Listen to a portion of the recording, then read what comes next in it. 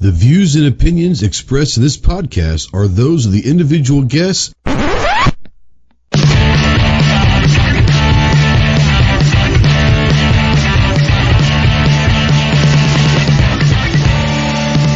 If you're a sensitive snowflake that may get easily offended, then turn this off immediately. If you want to hear the real truth about the gun culture, then stick around. This is the Armed Citizen Podcast.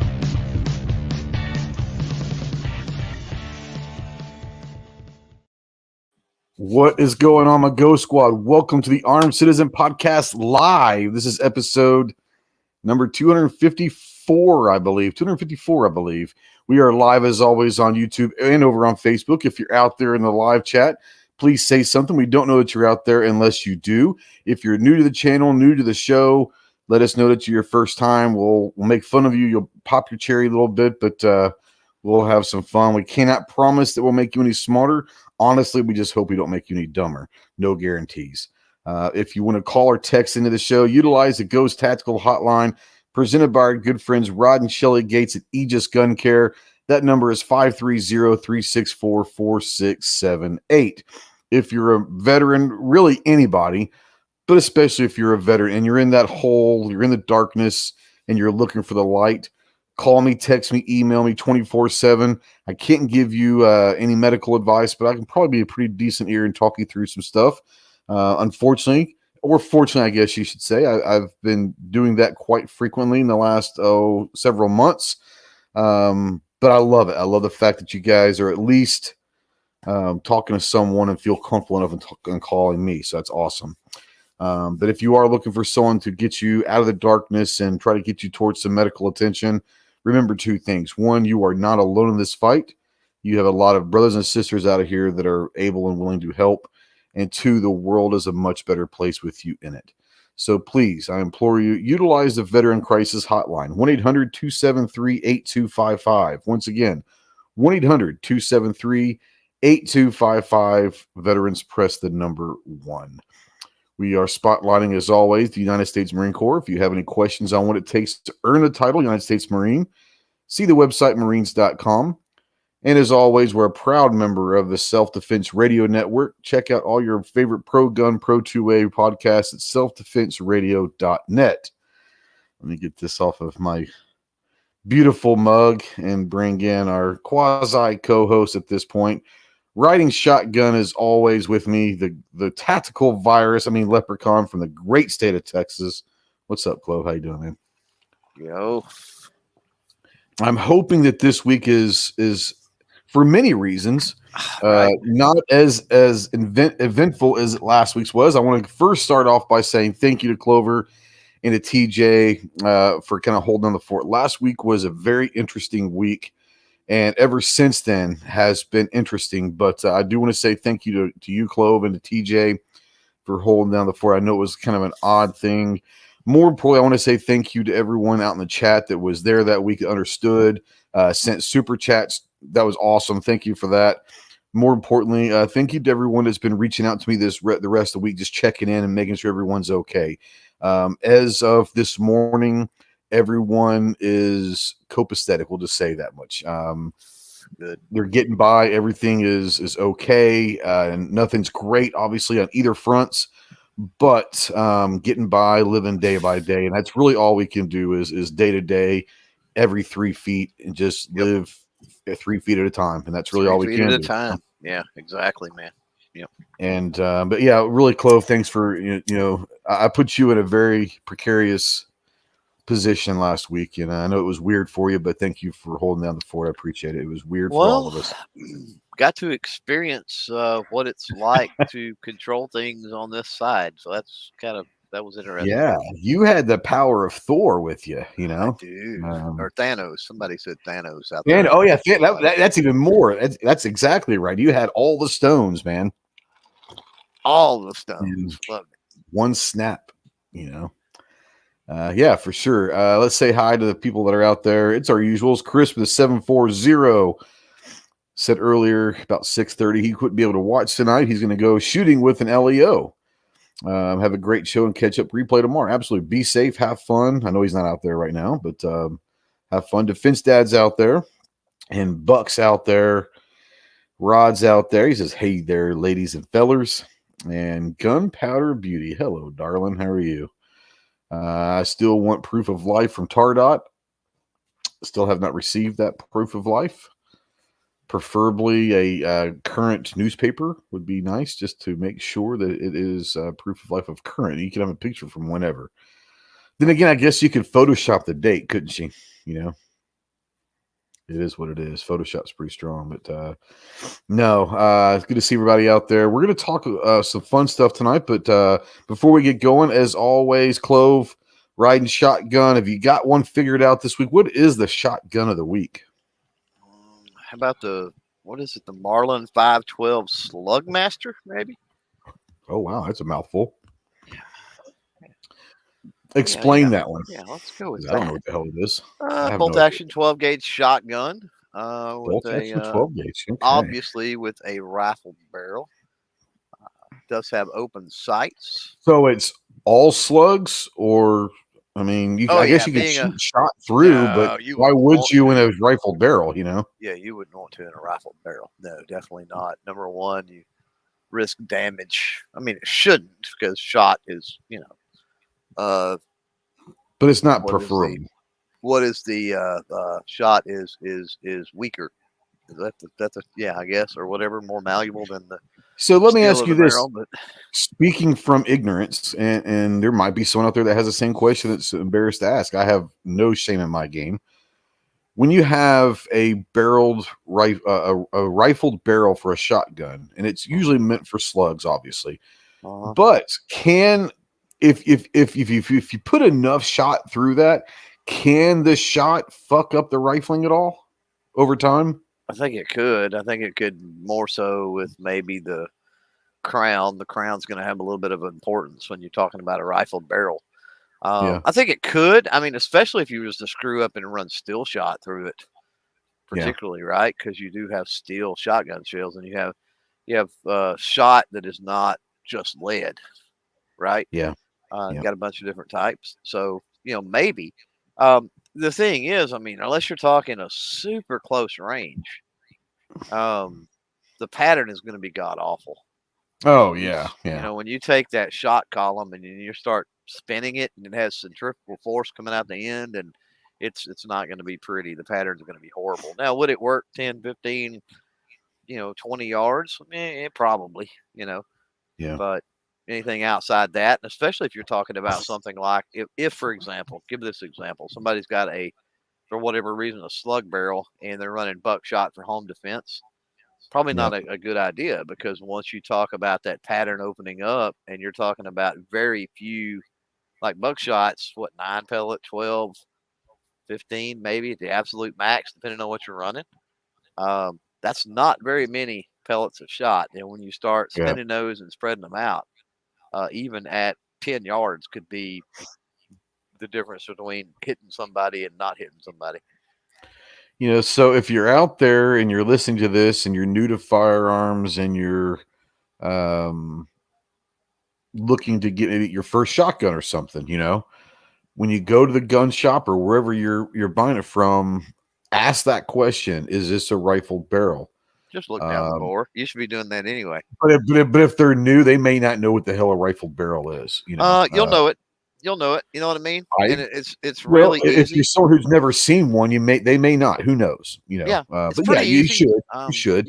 Look down any rifle or handgun. Right? Those are going to have rifled barrels, and then smoothbore rifle, you're going to have these little grooves. Right? It's going to look like the James Bond spiral almost. Everybody remembers the James Bond, that moves around.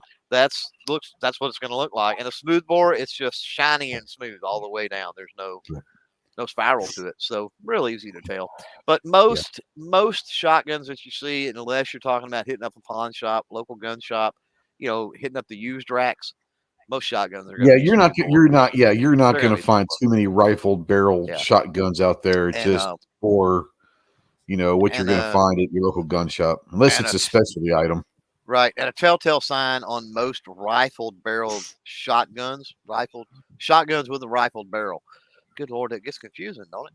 The telltale sign on a lot of those, they're going to have open sights on them, right? Instead of like just a bead. Sure. So, And I don't know this, but I'm asking you this in general. I'm not saying it's a definite thing, but in general, are most rifle barrel shotguns, are they usually bolt action? Because I don't see very many no, lever or pump action. no, not at They're all. rifled. They're not? Okay. There's quite a few that are pump action. Okay. I guess I've never seen one. I don't see a lot of lever shotguns, period, let alone, rifled. But yeah, pumps and even semi-auto. Yeah. There's quite a few, but you got to keep in mind that all you really have to do is swap the barrel. So you could take a Mossberg 500 and just buy a rifled barrel for it. A And slap rifle that barrel, thing sure. on, and you've got a best of both worlds there, right? So quick shout out to my favorite weirdo and Coasty, Mandatory Carry. Appreciate you, brother. $5 super chat. Appreciate it. Now, Defense Dad, I don't know if you paid the guy or not, Clo, but he says if you buy a shotgun, you automatically have to sub Clover Tack or it's bad luck. I don't know. Everybody knows that. Clover Tack's turning a little tactifud because man, I'm telling you, he got himself a badass little thing this weekend. In my defense of the FUD, it's 22. Okay, so I'll give you that. But it's cool. Pretty badass. Oh man. Cool. I like it. If anybody's curious, just dropped a shorts earlier, Beretta ARX 160. And it's fun. It's basically a 22 LR copy of a Scar. Or the Beretta ARX 100, which is the Italian military rifle. So yeah. It's pretty badass. Which is a copy of a Scar, I think. Copy of a Scar, yeah. And we were talking because Clover called, I think it was a Saturday, and he's like, hey, have you ever heard of a Beretta 22 Friday? Have you ever heard of like a Beretta 22 LR that looks like a Scar? I'm like, what the hell are you talking about? No, I never have. And so I started to Google foo, and I was like, holy shit, that's badass. Right. And I guess it was in production from like 2008 to 2019, and I had never heard of it. Yeah, they don't make them anymore. That way, That weighed on it's my been a few decision years, yeah. That they don't make them anymore, so it's like, why not? And it was a trade for a firearm that you were maybe willing to get rid of and trade for. I was looking to sell it anyway. Yeah. It's a badass thing. So if you guys are out there, Google the Beretta ARX 160. I think is what you said. Yeah. It's pretty badass. So I'm looking forward to seeing some content with that. Faux shizzle. Let's see. 223 says make sure your firearm is unloaded before you look down the barrel. This is true. Let's see here. Looking down the barrel the way you're supposed to. Supposed to, yes. It's got to be unloaded, otherwise you're not going to be able to see down the barrel because you're going to look from the chamber end.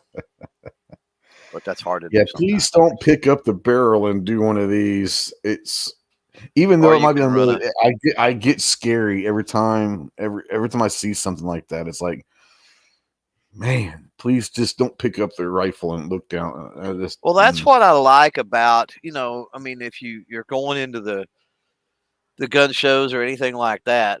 I like the bore lights that have the little, I call it like a bendy straw neck. You know what I'm talking about, though. Yeah. The little, and that's why I like those, is because you can bend that and actually put that into the chamber. And so it's obvious if you can get the light into the chamber, it's not right. loaded, so. Absolutely. Well, the interesting thing, I don't know if you've ever looked down the barrel of a breech action, something like, a breech action muzzle loader. I have not. No. Obviously, you can't do that. I've never touched a muzzle loader. So I wouldn't know.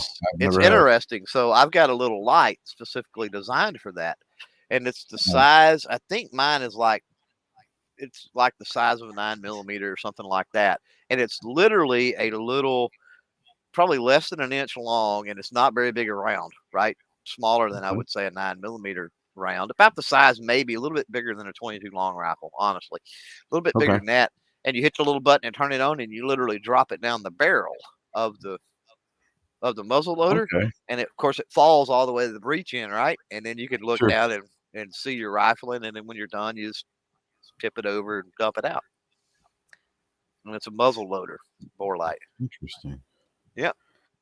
Mandatory carry says, what's the logistics on Clover's new gun look like? Can I pick up clips and spare parts everywhere, or is it super secret source? It's a Beretta. It's a Beretta ARX 160, I believe, is the model. It's not in production anymore, but I'm assuming there's still things you can get for it. I'm sure you can find magazines. Do you remember what kind of magazine it does take? Does it run on that? I don't know. Proprietary magazine? I think it is. I think it's a proprietary magazine. Okay. And I remember doing a little quick Google foo on it, and I think they're $25 to $30 or something for a magazine. There you go. Something like that. It's 22 LR, so you can have a lot of fun plinking with that thing. So, and I don't even know what the capacity on the magazine is, to be honest with you. I'm guessing it's probably 25 around if I was guessing. There you go. It's still new, so. Yeah, I'm looking forward to some content with that because being a Beretta fan and all things 22 LR kind of tactical replicas and stuff like that, I'm all in. He asked, was I interested in any trades? And I said, no, I don't know. Maybe. I mean, I'm trying to get rid of some stuff, but maybe. And he's like, I got a Beretta rifle. You're like, what? And I'm like, I was thinking a bolt rifle, like a Storm or something. I wasn't even thinking along the lines of a Storm, right? I was thinking something like a bolt rifle or something. Yeah. And he breaks this out, and it was just the Beretta rifle alone threw me because I'm like, Beretta rifle. It's like you Beretta shotguns, Beretta handguns, right? But Beretta rifle, you don't hear that very often. And he broke this out, and I was like, oh, okay, that's cool. Yeah, it's pretty cool. It's pretty damn cool. We're gonna. Well, man, looking forward to some content. Before we talk about our content or our main topic tonight, as you guys know, every Thursday, Saturday, and Monday at 10 a.m. over our YouTube community tab, we put out our Ghost Tactical polls every week, and we have some fun with them. And so we always bring those up. And thank you for everyone that always participates. I love seeing the participation over there, and some of the comments are always classic. So let's go take a look at it. Last Thursday question, it has 1.6 thousand votes. What is the best cookie? And I put chocolate chip, sugar cookie, Oreo, oatmeal, and obviously other. Clove, what's the best cookie? You can either go with one of those four or another, whichever one you want. I want to go other because I am not a chocolate chip fan, and gonna catch a lot of hate for this, but I'm not an Oreo fan. Either. If I do Oreo, I mean, nice cold glass of milk, maybe, right? Maybe. But that's every great once in a while, and I'm not a fan. If I'm gonna go Oreo, the birthday cake Oreos are pretty banging. The lemon Oreos are pretty, and they got double stuffs in those, by the way, now. But the traditional Oreo, not a fan. I get it, and I'll take the hate. So out of those, I mean, I would probably go sugar cookie. Yeah. But if we're talking about the ultimate cookie, white chocolate macadamia nut. Okay, that was mentioned several times in the comments. And got to be warm, right? Like, that's the best way. But, my God. Yeah. Great. Yeah, that was mentioned several times. Peanut butter was mentioned quite a bit. And I love the ones that just took the generic Girl Scout. I mean, depends on which Girl Scout. It doesn't really matter, honestly. You're right. It doesn't really matter. Hard to beat a Samoa. Mandatory Carry says, Mandatory Carry says oatmeal raisin. I don't like raisin too much. Now, G23s kind of get my alley. I like a good snickerdoodle. I do. Yeah, snickerdoodle. I would have chosen sugar cookie. They are my favorite cookie. Oreo would be a close second. Here's my problem with Oreo. I can't just have one Oreo. When I sit down and open a package of Oreos, they come in like 3 different rows in the Oreo package. I'm at least eating one row. I mean, I'm not just going to eat 1 or 2 Oreos. I want to get me a big tall glass of milk, and I'm probably eating a whole row. But I do love me a good sugar cookie. with oatmeal raisin, my mom does an oatmeal pecan. And it's pecan, it ain't Interesting. pecan. We ain't going on a road trip, but she That's does. true. That's An a true oatmeal. story. She does an oatmeal pecan that's pretty. It's got a little bit of brown sugar in there. It's pretty awesome. I think pecan's a Yankee thing. I think it's a northern thing. I don't know. I've never heard any self-respecting Southerner call it pecan. Maybe I'm just wrong. But anyways, the results, unfortunately, overwhelming 61% chocolate chip. My wife would agree with that, but I do not. Oatmeal in second place at 15%. Oreo at 10%. A sugar cookie at 9%. And other at 5%. The second question we put out there, and I was surprised it got 1,500 votes, 1,500 or 1.5 thousand votes, because I asked about rap, and I didn't know how many rap fans would be out there, much less a specific era, which is kind of like my era, that 90s rap, late 80s and 90s rap is kind of the rap that I love. I said, of these, who's the best rapper? Tupac, Ice Cube, Eminem, Jay-Z, or Dre? Do you have a favorite of those there, Clove? Man, that's tough. Oh, it is tough. So Tupac to me is in a totally different era than Eminem. That's the two definitely that would be at the top that I would have to choose from. Yeah.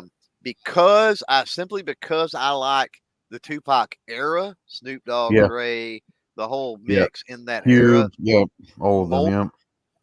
Then I think I lean Tupac, right? Yeah. What am I more likely to actually listen to today? Probably Eminem. Probably am, yeah. For me, I can, all 5 of these are on my playlist and oh yeah, definitely, and all that. Tupac. So here, I agree with Tupac and M being the top 2. I think that Tupac is probably the best rapper ever. I think M is probably the best lyricist ever. As far as the rap lyricist, that dude can. Oh, like what lyrically, he's unbelievable. So what if Tupac wrote it and Eminem rapped it? Oh snap! Or what if, or by vice versa? What if M wrote the lyrics and let Pac go after it? This is true. The deal with M is M just has a flow. It's like I don't know his process for even writing anything. I don't know that he just doesn't get in the studio and they give him a beat and he runs with it. Quite honestly, there's a good chance, and I think Pac was like that too.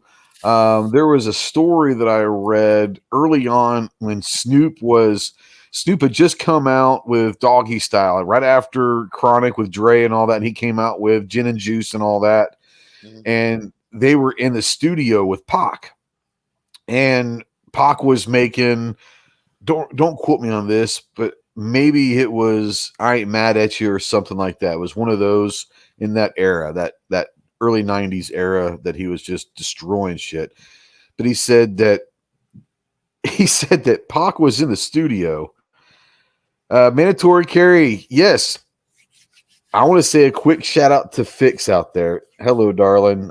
Thank you for always supporting and watching. And hey, if mandatory carry ever leaves you, give me a call. Or I should say, if you're ready to leave him, give me a call. No, just kidding. But little shout out to Fix Bayonets out there. But it was Snoop was saying that he was in there with Dre, because Dre was producing whatever Pac was doing at the time, and he was in the room in the room with Dre on the board, and Pac went into the studio, into the soundproof room to lay down some tracks, and he said in an hour he recorded 4 songs. Think about that. He never listened to him. He went in there, Dre laid down a beat, and Pac just went. In the end of it, Dre was like, okay, there's a song. Like, just one cut and it was done. He did 4 of those in an hour. Think about that. That's incredible. And I guarantee you all of those were pretty much just ad-lib. Now, he might have had some stuff scribbled down. Hey, I love this line. And most of them write down lines and stuff that they like, but they don't write songs. They write down lines. They build a song around that line or whatever. That's just, they're not married. There you go. It's just crazy. I would have loved to have seen Pac and M alive at the same time, because they would have been tight because of Dre, or at least they would have been in the same, circles because of Dre. But man, yeah, Pac. Now, here's the thing, guys. 34 comments. A lot of them are talking about different people and Biggie and how could you leave Biggie off of it, and Nate Dogg and Tom McDonald and Kid Rock and Will Smith and DMC, and hey, all of them are great. Here's the thing. I love you guys, but the question said of these. So Kid Rock, of these. Not great. Not on rap. I'll put you this. Will Smith. Will Smith. Let's be honest. Will Smith. I call that glam rap. It's bubblegum rap. Yeah, it's just like bubblegum pop. It was there to make money. It had nothing. Like, I would have gone wrong. I mean, to this day, I know all the words the parents just don't understand. I get it.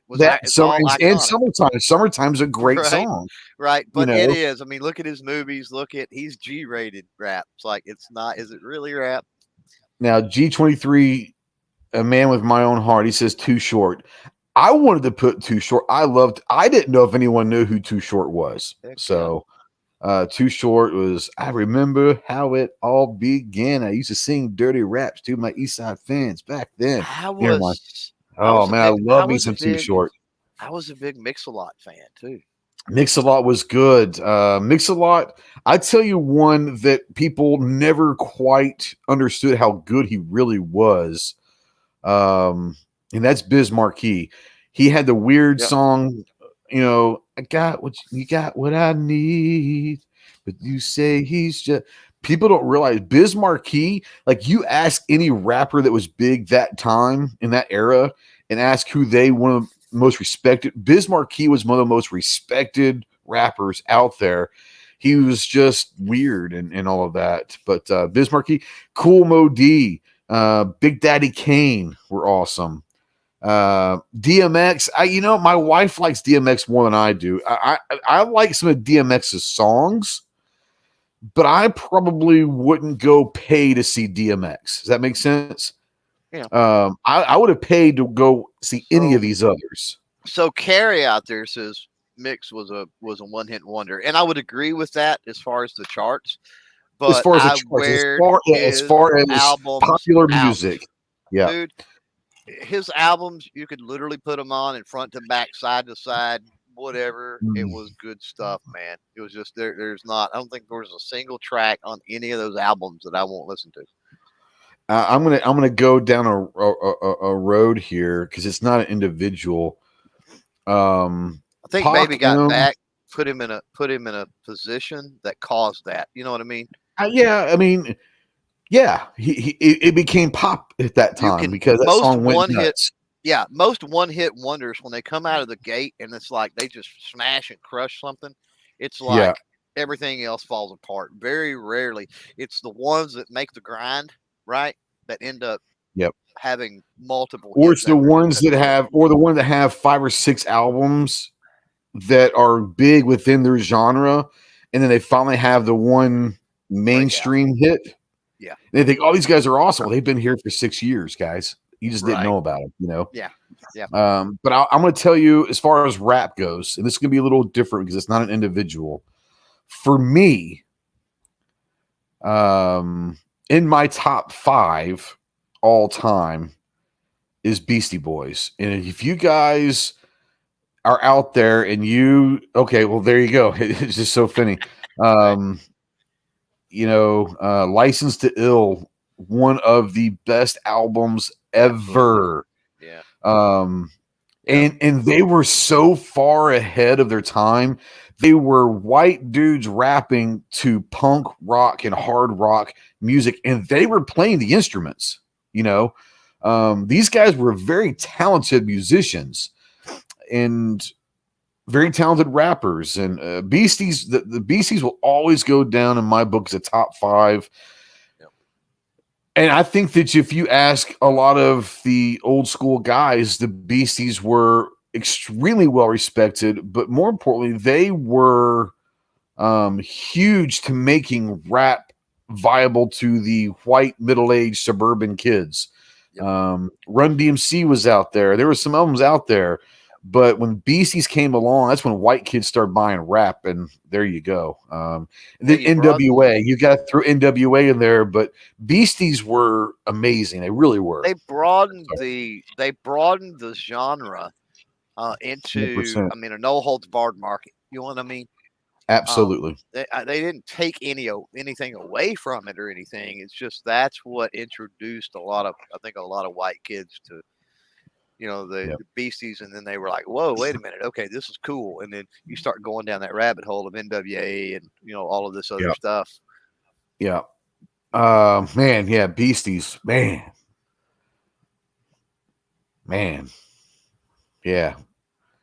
Beasties changed the game. And they could have done, here's the thing about Beasties, it's the same argument I make with Gaga, right? Like, Gaga is weird, and the music that she extremely talented, but she's weird. The music that she produces does not showcase her vocal ability in any way, shape, form, or fashion. The chick is gifted. The Beasties, the Beasties, as far as being musicians, are the same way.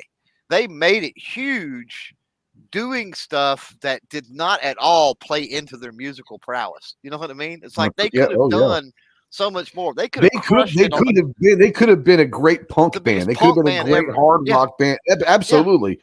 They could have been Green Day before Green Day even existed. They could have been huge. I'll tell you what. So there are two things, and this. I have never been a huge Gaga fan.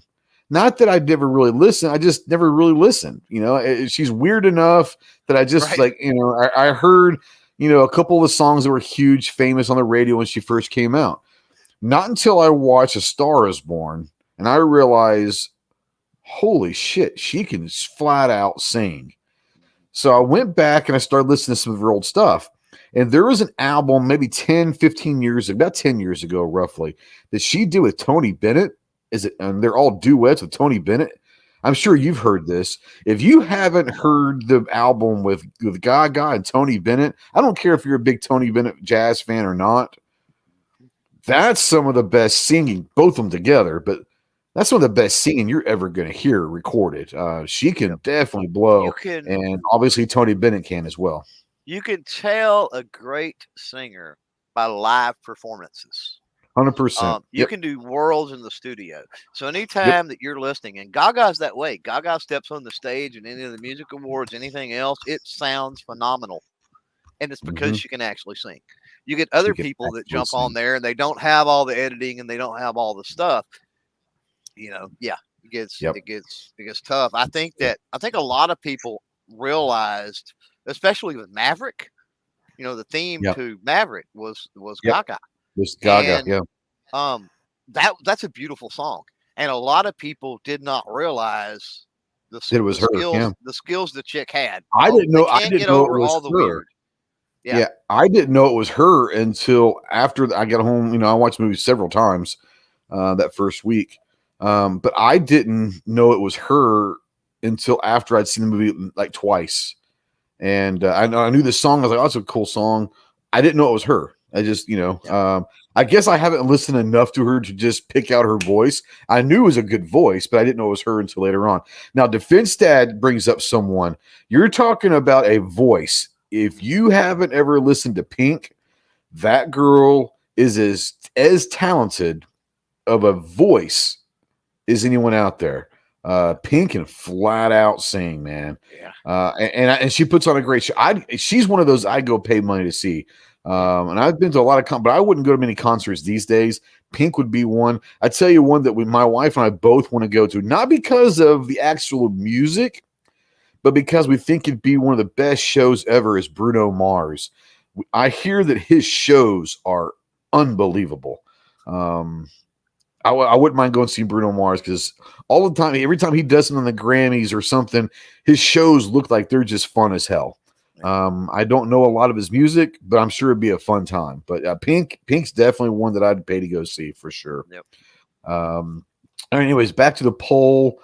49% say M, 31% say Pac, 9% say Cube, and Dre and Jay-Z both at 6%. And honestly, I don't think you could go wrong in any one of those. Like I said, all 5 of these are on my playlist at all times. The only issue I got fun. with Jay-Z is Jay-Z samples so much. Now, it's awesome when he does it. He's like the king of sampling. He is. And then that's kind of what made him who he is. I mean, his very first song that made him big was Hard Knock Life. Yeah. And from Annie. And when I first heard that, I was like, oh, snap, that's badass, you know? Right. He doesn't have the greatest voice. And that's that rappers have. What they do have voices. He doesn't have that. He's got a high pitch, kind of a weird thing, but yeah, whatever he does it right. Dre, ironically, never was a rapper. He always came up and made the music and produced. And when he left NWA, I think Snoop was a big influence on Dre's writing. By the way, Cube is, if you go back to the history of rap, Cube's up there. He's amazing. For those that are watching or listening to this, that are enjoying the talk about rap and reminiscing about, especially 90s rap, whatever. Yeah. And you did not see the Super Bowl halftime show? Please do yourself a favor and go look that up. You're welcome. Yeah. Awesome. And the funny thing is, we haven't even mentioned Snoop. Snoop's one of the most famous rappers ever. And I think early Snoop was great. Early Snoop. But, Snoop's famous for being Snoop. I love Snoop's attitude, right? I do too. He's just so smooth and cool, and it's like he probably is. It's like he's high all the time, and he probably is. But it's the way it's awesome. G23 versus Ice-T. Ice-T had Cop Killers. He had an album that was really whatever album that Cop Killers was on was a good one. But Ice-T. I don't know. I think Ice-T was actually the biggest gangster, like legit gangster, because he was like a pimp, like a legit pimp and drug dealer in LA growing up. Like he was legit, like bad guy. It was hilarious when he joined the Law and Order crew. He was like, yeah. What? He's great. That's the funny thing. He's great at that role. He really is. He is. He wouldn't have been great for any other role, but that particular role, he does a great job. Yeah, he's perfect for it. So yeah. All right, our last poll, which kind of goes into the topic tonight. Of these, what's your favorite piece of survival gear? Knife, matches, first aid kit, compass, or emergency blanket? Just real quick before we start our discussion, Clove, of those, just real quick, if you had to choose one, which one would you choose? Got to be first aid, right? Okay. Yeah, I don't think you can go wrong with any of them because all of them are going to be important in some way, shape, or form. Knife, obviously, a lot of reasons. Matches, heat. First aid kit, absolutely. A compass, emergency blanket. I mean, there's all of these things are going to serve a purpose and all of that. The interesting thing is and the reason why I did this is I come at survival gear maybe a little differently than most. And so I want to do this real quick, Clover, before we get started. When you hear the word survival gear, like what's the first thing that comes to your mind like when you think survival gear? Honestly, it's first thing is I'll never need this, probably. Okay. You're thinking apocalyptic thing. You're thinking something really, really horrible, right? And I think that's where people's minds go, and hopefully that's where the conversation goes tonight, is to bring it back to reality, right? Yeah. Yeah. Because I know I'm guilty of that. I think about zombies, or I think about a major The pandemic, Red or I think Dawn. about a Yeah. Red Dawn or something. It's like, no, it doesn't. Even my mind even goes into, I'm sitting in a pretty good place. We don't get tornadoes that often. We don't obviously Yeah. get flooding at all here. We don't get, very rarely do we get hurricanes. You know what I mean? So we don't Yeah. even have natural disaster issues Yep. here. So, that's even a far-fetched issue sometimes. Yeah. And I think that's interesting thing is I think that a lot of people, I'm not saying most, I'm not going to say it's most. I think a lot of people, when you hear survival, the first thing that people go to is zombie apocalypse, Red Dawn, and all that. And there are legitimate, things that you have to worry about, like tornadoes or flooding, or it could be something as simple as Clover goes on a trip last weekend to Colorado. Yes, it's summertime, but when you're up in the Rockies, you never know when a blizzard's going to hit up there. It could be just something catches you by surprise and you're not prepared for it. And I think that a lot of people don't take into consideration electricity going out. It's not necessarily surviving, but I mean, it is survival. What if your electricity's out for a week? Do you know how to survive with food and water that you have or whatever? Yep. Who knows? I mean, there's all sorts of things, but I think most people don't think of the day-to-day reasons to have certain items. And so kind of going to your Colorado trip, this is going to be an interesting, weird question for you. So when you go on a trip, is there like a go bag, or is there certain items that are quote unquote survival gear that every time you go on a trip that you make sure that you have with you? Do you have that kind of a setup at all? So no, not really. I mean, there are certain things that go on trips that are definitely handy in those situations. And I'm not going to sit here and tell you no thought has ever been put into that. It's just happenstance, because it's not. But, we typically will carry an extra blanket. Things of that nature. Right. But yeah, I mean, med kits is a have to. I mean, I typically have knives with me and tools and other things, pretty consistently, pretty constantly anyway. Right. So, now this last trip, I faltered a little bit, quite a lot of it actually, because it was more of a, let's not plan this. And sadly, with let's not really plan this, some of the thinking about that sort of thing went out the window. And I noticed, I don't know, many hours into the trip that, oh crap, I don't have the med kit. I don't, it's like, and, we live in the United States of America. Let's be real.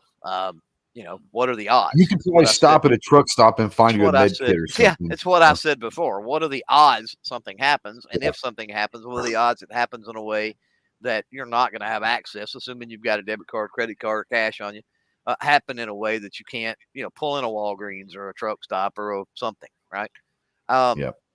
But still, I mean, should something happen, you don't have the ability, or we would not have had the ability. We'd have had to call somebody, assuming we had cell phone service, assuming, a lot of different things, right? Now, here's the thing: you bring up a cell phone, and you and I were talking about this, and bringing an extra cell phone, an old cell phone that you're not going to use. What if your phone breaks and you take your SIM card out, put it in? But what if the SIM card's ruined? Here's the beautiful thing about cell phones: in an emergency situation, as long as your cell phone has power and there's at least some kind of a signal, whether or not it has a SIM card in it or not, all old cell phones can dial 911. Yep, hands down. And that's something that you always need to keep in the back of your mind. And you had a situation, we were talking about this. You had a situation where you called 911 not to really to disclose an emergency, but to help them contact someone for you. Yeah. And that's what I'm saying is 911 isn't just to get emergency help. It could be, hey, I'm stuck. I need someone. Can you call this number and have someone, I can't get a hold of them. Can you call someone to reach my aunt or uncle or cousin or brother or sister and tell them where I'm at? 911 is very useful, and it doesn't have to be just for them to send emergency personnel. Well, that's still an emergency, right? And that's the thing. Yeah, I mean, but they're not sending EMPs. Yeah. They're not dispatching patrolmen or whatever. They're just helping you get in contact. That's something that I would suggest having gone through that myself.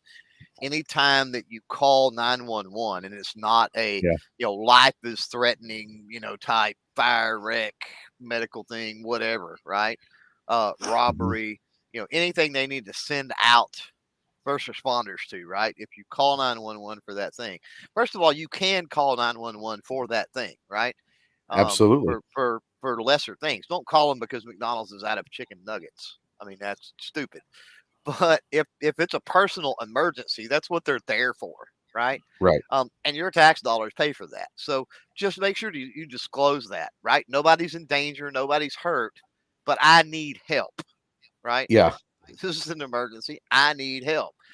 And most 911 operators can transfer you off the 911 line onto the normal sheriff's office line, whatever the case may be, or transfer you over. And then somebody be able to help you there. So absolutely, that's what it's there for. Someone mentioned earlier, make sure you have AAA or some roadside assistant insurance. You don't have to use AAA. AAA is the best. It's probably for what you get, it's the cheapest. But there are other things out there, and some of your insurance for your car insurance policies include roadside assistance and all of that. Anyways.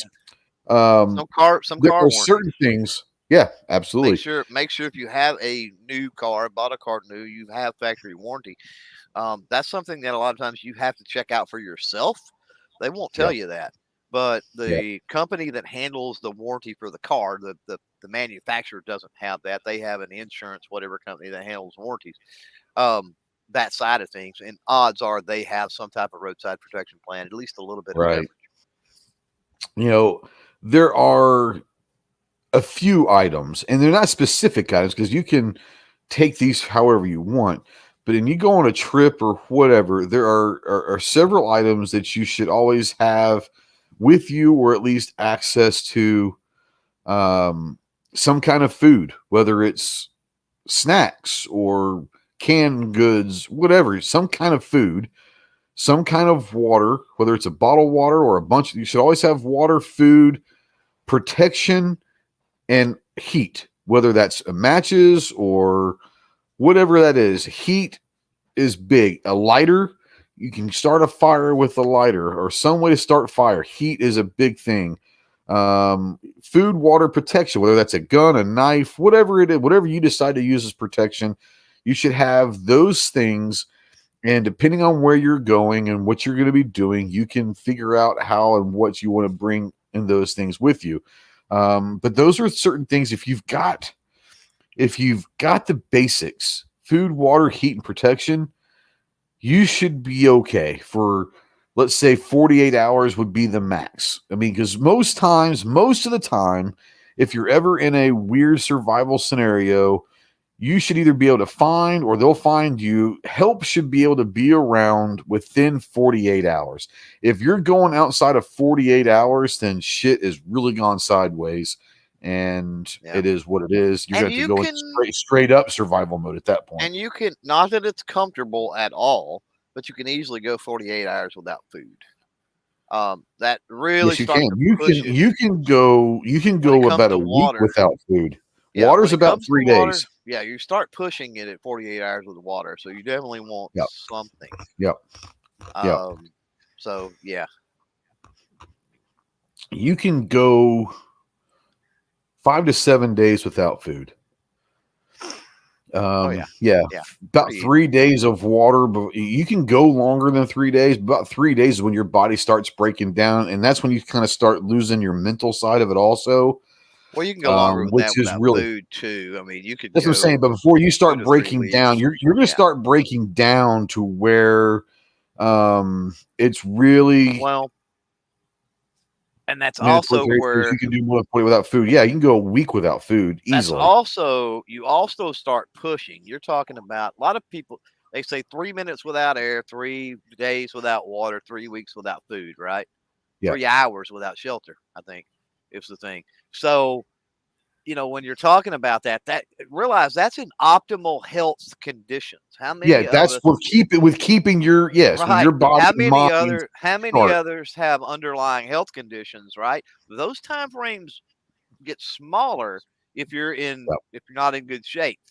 If you have And existing this health is, issues, and you bring up something that a lot of people also tend to forget. When you're going on a road trip, having a basic, obviously, if you're on prescription meds, take your prescriptions, but just having some ibuprofen or aspirin or Aleve, some kind of an allergy pill, maybe a cough syrup or a cold, having basic medicines with you can really help as well. Once again, sure, could you probably find yourself a rest stop, a gas station, a bus stop, or a Walgreens or something? Sure. But what if your car breaks down in the middle of literally nowhere and you've got 10 miles before anything and you don't want to leave your loved one there by themselves and they can't come with you? It might be an hour or two or a day before you see someone drive by. We don't know the situation. But it's nice to have that stuff that hey, I've got enough stuff in my vehicle that we can hunker down inside this car and be okay for the next 48 hours if we had to. and you also want to make sure you have additional medication. Sure. Because what happens if it's a thing where you're a day's drive from home, right? Sure. But you've got up that morning, you've taken the last dosage of medication you've got, and then something happens and you're 2-3 days stuck and you don't have your medication for those 2 or 3 days. Now, depending on what medications that is, it may not be a problem. Like the stuff that I take, I would survive. But some people are on medications where it could get life threatening at that point. That's what I'm saying. Yeah. Yeah. Like I said, if you're on any, okay, let's see who we got here. Let's take this. Armed Citizen Podcast. Who we have? Hey, I'll give you a couple guesses, but you only need one. What's up, Pat? How you doing, my man? Oh, not too bad, not too bad. How's Clover and Trey tonight? Living the nightmare, man. I hear you. What's going on with you? A little thing I wanted to ask. Yeah, go for it. Not much. Just wanted to say one of the best things on top of with all the survival and everything everybody's talking about was, the 3 minutes without air and 3 hours without shelter and everything. One of the best things that I could tell somebody is listen to your body, especially when you're not under pressure. When you start getting a cramp or something like that, is it because I'm dehydrated or something like that? If you're out in the heat or the cold, Yep. It's really important to listen to your body and know exactly what it's telling you. So that way, hopefully you can address it, especially, if you do get stranded and you do have all that stuff, having to walk or hike out of somewhere or something like that. Yep. It's really easy to push yourself too hard to get to a destination or just push yourself too hard, period, trying to get somewhere or do something. So listen to your because, like me, the 3 weeks without food, that was because I'm 6 foot 150 pounds, and one meal I feel like I'm. Yeah, you don't have a whole lot of body fat to feed on itself to begin with, so. Yeah, exactly. Exactly. I have I'm made out of spring, steel, and bone. That's about the two things I'm made out of. But yeah, just listen to your body and what it's telling you. Absolutely. Because that'll be a really good indicator right there. So and no matter what, I always carry extra water with me because it is so easy to dehydrate. It is just super easy to dehydrate. 100%. Absolutely. So yeah, I just wanted to throw just my 2 little cents in there. I know I haven't been on for a little while, so I thought I'd make a reappearance. Might as well. Hey, glad to have you, and hope you're doing well. And say hi to the family and all that. But yeah, thanks for calling in, bud. Yeah, not a problem. Well, thanks for having me on tonight. And You got it. Yeah, I'll be listening in. All right, sounds good, Pat. Thank you so much, bud. All right, y'all have a good one tonight. You Bye, too. Chloe. All right, bye. Bye. Pat Hirsch, as always. Yeah, and here's the thing that a lot of people don't necessarily take into consideration. This is something that we had to learn ourselves. At least I did. When you're in a situation where you're literally in survival mode, like, you've made the conscious decision of, I've stayed here in this spot as long as I can. Now it's time for me to go find food, water, whatever, shelter, whatever it is. You're going to have an adrenaline rush, okay? And it's a natural thing. When you go into survival, you're going to have a kick of adrenaline, and that's your body's way of giving you energy to make it through whatever hell you're getting ready to go through. Here's the thing about adrenaline, if you're not accustomed to it, is the crash of adrenaline is real. Okay, you talk about energy drinks and crashing after the 5-hour energy drinks and all that. You'll start getting a bitter taste. If you've never had that situation with adrenaline, once it's released and you get that initial surge, and you start kind of calming down off that, you'll taste something. It's very bitter in your mouth. When you start tasting the bitterness in your mouth, that's when you've got to pull back a little bit, because that adrenaline's wearing down. And if you keep trying to push at the same pace you were at when that adrenaline rush was going, you could get in trouble physically, mentally, all of that. So when you start tasting that bitterness in your mouth, start kind of pulling back a little bit, because that's your body telling you, hey, the adrenaline's starting to wear down. You don't need to push it. And once again, that comes down to what Pat was saying. You've got to know yourself. You got to know your body. You got to know what you can and can't do. People will be amazed what they can do under tense, stressful, crazy scenarios. What adrenaline can do for a human body. You'll be amazed at what you can do, but don't think that that's something you can sustain, and don't think that's something that's normal. You got to know what you can do naturally. That extra boost, boom, that's going to let you go for a little while. But when you start tasting the bitterness in your mouth, that adrenaline starts wearing down, you need to start pulling back as well, so you don't overextend yourself and hurt yourself or other people. So it's just one of those things where, yeah, he's right. You got to know your body, know what you can handle, both mentally and physically. Physically is important, but mentally is where you've got to keep your cookies in a situation like that in survival. Don't freak out. Have a plan. Even if you don't have a plan at the time, you never had one, come up with a plan and execute that plan. It might be the wrong plan, but at least it's a plan. Execute that plan as best as you can. And then when it's over with, that plan's over with, you reassess the situation, figure out what you did wrong, and then do something right. And all of that is part of learning what you can do and what you can't do. Go ahead. Yeah, I was just going to say, don't simply react. I mean, obviously, in the spur of the moment, I mean, you have to react to something, but right. Let's say that whatever you were talking about, you're out there on a long stretch of road and a blizzard blocks you in or something, right? So, a few minutes once you realize you're in trouble, there's no immediate danger to have to react to, right? Yep. So if it's not an immediate situation, reaction in that is perfectly normal. Yeah. But if you're faced with a long-term situation, maybe minutes, it may be hours, it may be days, who knows?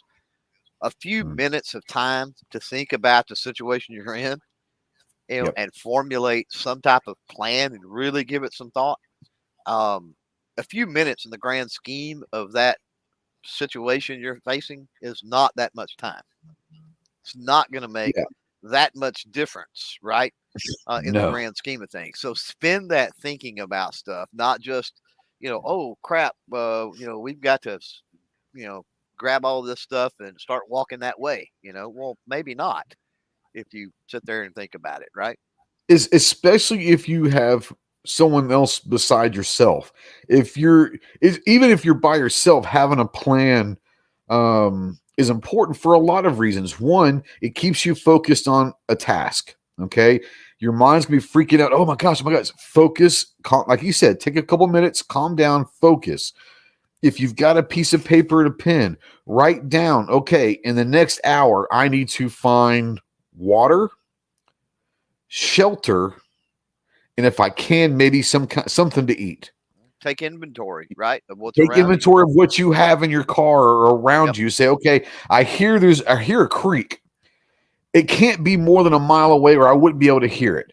So I know that there's a water source close. Okay, you look. What's the highest point? Say, okay, from where I am, what's the highest point? It's over there. That's good because it's kind of close to that water source that I hear over there.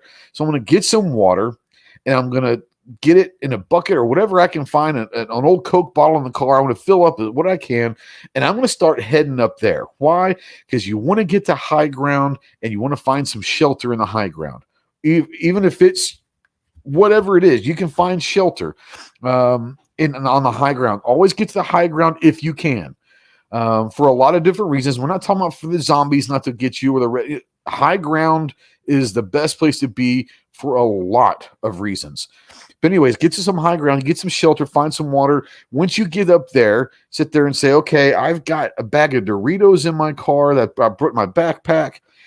I can make a bag of Doritos last me 12 hours. I can make it last a day if I needed to, So, okay, say I've got something for food, or I've got this. I need to make sure I get my medicine. I want to get to that high ground.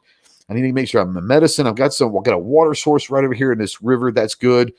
If that river is over there, maybe it has a fish in there that I could probably catch. If worst case scenario, I got a bag of Doritos. I'm good for at least a day. Okay. But you got to start doing it. But you write that down, not because you'll forget. You very well could forget, but it gives you a checklist and it keeps you focused. Let's see here. Find water source, get to high ground, find shelter, find food. Okay. So if you get this and you start going, I got to first find a water source. Okay. I can see the high ground. So I kind of already figure out where I want to end up. I got to find a water source. I think I hear a creek or something right over there. So that's my water source. Then I'm going to go up to the top of that high ground and figure out what I can do for shelter. And then I'll figure out what I need to do for food. Okay. Then you've got to figure out, what do I have with me that's going to help in this situation? A flashlight, a knife. It could be a pocket knife. A pocket knife can still do some harm. It can also, you can do a lot of stuff with a pocket knife, whatever it is. A lighter can start a campfire. Once again, we're not a tire iron that could be definitely going to do some damage. It also, you could, there's all sorts of things you can get. I keep a fleece blanket in vehicles. That sounds crazy, but a fleece blanket, that could be a tarp. It could be cover up. It could be gather up different materials and wood and all that to bring. You can use a blanket or a tarp, or you can get for very cheap at Walmart, stuff like that. But like you said, inventory what you have on your person or in your vehicle or access to very closely, and whatever you don't have, you can start trying to find other things. But yeah, but if you start these lists, it keeps you focused mentally on a task. And once you get done with your task on there, then you take a break for about 5 or 10, 15, 20 minutes, an hour, whatever you need a break for. And while you're on your break, you're making your next one. Okay, I've got to go find food. I need to find help, or I've got to do this, or I need to build a fire. So your next object is I'm going to go find some wood to build a fire. While that fire is going, I'm going to go back down to that creek and see if I saw any fish in there or something to eat, or find me a rabbit, or find me whatever. There's all sorts of stuff. And you don't have to be Rambo. You do not have to be trained in survival skills. Everyone naturally is going to have some instincts. The best thing I can tell you, as long as you have food, water, shelter, something to protect you with, and you can find some sort of high ground, you're going to be all right for a little while, okay? Check the basics first. It'd be a shame to do all this because of a loose battery terminal. So here's another thing also, and this is something Clover and I talked about also. In the digital age, people may not think about it, but I don't go anywhere without a portable phone charger or a battery charger anymore. That's something you should always have around. And you can get those that'll jump off a car too. Absolutely. They do make those. But, something that when we were talking that I mentioned is, the whole idea of the whole idea of survival gear and what do you need for survival. Well, if you can avoid having to survive, then that's optimal. So maybe that's as simple as, again, the AAA was mentioned out there, right? Or maybe that's as simple as, I know I'm going on this trip. I'm going to take my car into the dealership or the mechanic, tell them I'm going on a trip, and say, hey, would you please go over everything, right? Yeah. Make sure that the 100%. alternator is not weak, right? Yep. Make sure, you get what I'm saying. Make sure that they can put it on. Nowadays, especially with modern cars, right? They can put it on a scanner and they can go, the output on the fuel pump seems a little low, or this seems a little, you might question your tires, or you might, whatever the case may be. So, and that might have prevented the entire situation where you were broke down in the middle of nowhere, right? Yeah, absolutely. Defense that as a great question. So novice here, but if you were stranded with your vehicle, then why wouldn't you why wouldn't your vehicle be your shelter? 100%. If you're in a vehicle, then that can easily be your shelter. It probably should be your shelter, at least for the first 24 hours. Assess the situation of where your vehicle is stranded. Whatever, absolutely that is. But we're talking about, what if you're not in a vehicle? What if you're camping out with your family and you go canoeing? I mean, we're just talking about weird shit happening, but you go canoeing, somehow you get separated from your family. There's no way to communicate. You don't know where you are. And hey, I need to survive here for a day or so before I can go in and start looking for my family or whatever. Sometimes you're just going to go look for your family, but keep a plan. You never know what's going to happen. No matter what you're doing, what you have going on in your life, you should be able to come up with a plan that gets you through 24 to 48 hours. Once again, you don't have to survive the entire zombie apocalypse. You don't have to survive a whole 6-month Red Dawn war. Survive the first 48 hours, and then you have options. Okay?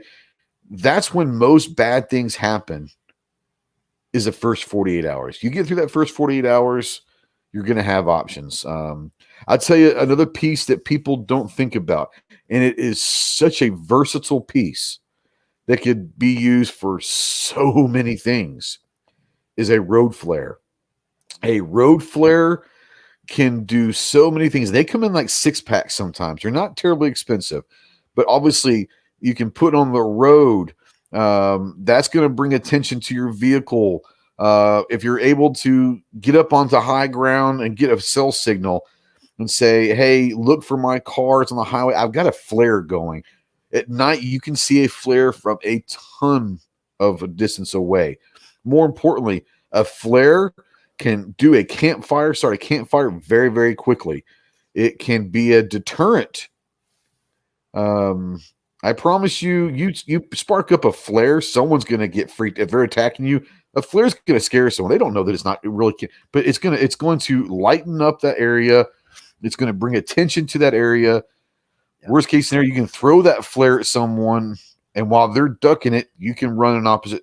A flare is a really, really good piece of something to have, and it's like I said, for a lot of different reasons. But a lot of people don't think about flares, and you can find them anywhere.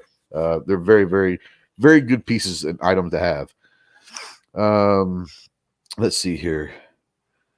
Pat says a battery pack for your phone. If comms go down, they can at least ping your last location. Yeah, they could. Especially, so here's the thing, and I know that a lot of people are going to sit there and say, "Oh, I'm not going to let Big Brother follow me and all that." If you're going on a road trip, you're going on a camping trip or whatever, turn your location service on your cell phone while you're out. I know people, I don't want the people to know where I am. Look, it's not for Big Brother to know where you are.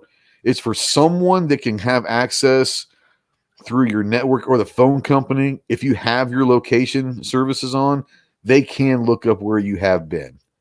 I know, but there's certain things you can do to help that Big Brother isn't going to be looking where you are. I promise you. Go ahead. So, I've read a lot of stories and a lot of different things when people get lost and they're not that far away from each other a lot of times. No. Which is a lot of times is interesting. They're within 5 miles at the most. There's a reason when you look at, whether it's a survival kit in a can or all these different little survival kits you can buy, there's a reason a whistle is in there.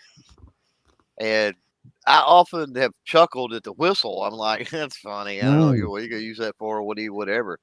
But with a whistle, the whistle scares off bears for a while, I bet you. It will, and when you're talking about communication, somebody being able to hear you, just you yelling over the noise of a creek or a river, right? Yeah. Or whatever. A whistle has a very distinct and a very high-pitched sound that can break through a lot of that. That's one perk of a whistle, right? People can hear a whistle over. Whistles aren't used very often anymore. So when you hear a whistle, what the hell's a whistle? Who's blowing the whistle? Who's blowing a whistle? Yeah. Who's blowing the whistle and why? The next thing is everybody should be familiar with Morse code enough to be able to blow SOS. To be able to blow SOS on a whistle. Yeah, exactly. And I would say flashlight or something, yes, absolutely. The other thing with a whistle is I would say, don't just, you're talking about making your list, and hopefully you've got a watch. Hopefully you've got some way to be able to keep time, tell time. Don't just like blow on the whistle once and stop, but make that an interval thing, right? Like every 15 minutes, every half hour, it's something, right? Blow on the whistle for a minute or something like that. You don't want to constantly blow on the whistle because you'll give yourself out on the whistle, but at least make it a routine thing. 100%. Yeah. Something as simple as that. There are so many things that are simple. An air horn. Go buy one for $2 at Walmart. Keep that in your ears. Just shake it up, blow it. That you can hear that forever. Stuff like, there's, like I said, all sorts of stuff that you can do that doesn't cost a whole lot. That you could go to Walmart, take $50. Okay, you probably get $25, but $50 at the most. You can go to Walmart and get specific items that you may not ever have to use, and let's hope you don't. But you get flares, a whistle, fire starters, Vaseline. Vaseline is something you can do a lot with. You can start a fire with Vaseline, and it's a really good fire starter. You start a campfire with Vaseline. Super glue for a lot of different things, including being instant stitches if you cut yourself and all of that. Get a med kit. For $50, you can get flares, whistles, all that stuff for $50, and you just put it in a box, a shoe box. Yeah. And that shoe box, every time you go on the road somewhere for a trip or whatever, that shoe box goes with you. And it's a shoe box. And you know what? You may not ever have to use those things ever. But they're there if you need them, you know. You can get a little roll of fishing line and some hooks. Absolutely. For less than $1.50, I know for sure. And here's the key: don't get big fishing hooks. You're not trying to win the Bassmasters. Odds are you're going to be in a creek or something, and it's going to be some kind of you're going to get some little perch or brim or something. Yeah. So, you can find a worm, a grub, a grasshopper, a cricket. You can find something to stick on a hook. It's not a problem. Yeah. And yeah, most of the time it's going to be some type of a smaller fish. So don't get big hooks. But yeah, $50 to 75 cents for a little roll of fishing line, and then about that much money you can get, a pack of 5 hooks or something. You don't need a pole. You don't need, you can hand fish. Nope. You don't need all that mess. You can go and it's kind of like paracord, but it's called survival cord. This is true. You can get that, and it's paracord that you can use to do whatever. But if you cut that paracord inside, you have fishing line instead of just being normal paracord. The survival cord inside is made up of like fishing line and different stuff that you can pull out individually. Yeah. But the paracord, but if you don't, it can still be used as normal paracord. Paracord having 20, 30, 50 foot of paracord is a good idea too, because that's that and duct tape. You can do all kinds of stuff with paracord and duct tape. 100%. You can make whatever shelter you need, basically. With paracord, duct tape, and a tarp, right? And a tarp. You can do it all with that. Paracord, duct tape, and a tarp. $10. Less than $10. $10 for all of it. Yeah, you can get a tarp. Absolutely. You can get a plenty big enough tarp at Harbor Freight for like $2.99 or something. Yeah, and you can get paracord and duct tape. Yeah, all 3 of those for under $10 combined. Easily. Yeah. 100%. Mandatory carry says, I guess the navigation danger signal says 5 shorts, 1 second blast. We're talking about the danger with an air horn or a whistle. Right. 5 short blasts is a danger signal. Do it once every 5 minutes. That's a good. There you go. Yeah. Yeah. What does Rob say? If you're talking normal times, just get a PLB person location beacon. You pay a monthly or yearly subscription for most. Could be worth it depending on what tour. So yeah, a personal location beacon. Yeah, if you're out hiking a lot and absolutely a lot and all of that, yeah. You gotta. That all goes back to the risk management I was talking about, right? Of sure, doing things to, not necessarily put yourself in those positions to start with. Yeah. There is a lot to be said. We hadn't talked about ham radio, but right. Well, I was gonna say ham radios, because even if you don't have your license that you can have conversations, anyone on a ham radio can announce an emergency at any time, anywhere, and not feel the swarm of the FCC or whatever. But yeah, ham radio, you'll be able to find some kind of local law enforcement or someone everywhere is going to have a station that's around you that they're going to be able to hear, and you can always use an emergency on that ham radio. It's easy to get the tech. There's no more. It is. I'm just saying. I'm just saying it's.